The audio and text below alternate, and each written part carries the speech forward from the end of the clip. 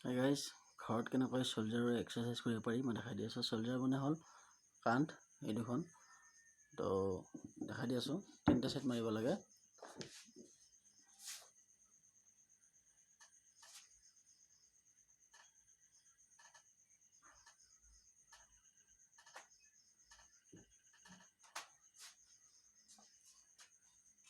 এটা হ'ল 8টা মাৰিলোঁ। তাৰপিছত এবাৰ 10টা মাৰিব লাগিব। অকণমান ৰৈৰে মাৰিব লাগে।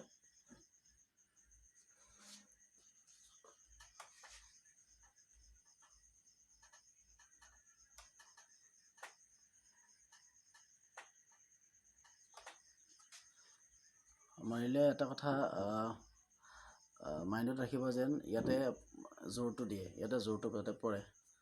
লাষ্ট সেট আছে এইটো 12টা মাৰিব লাগিব।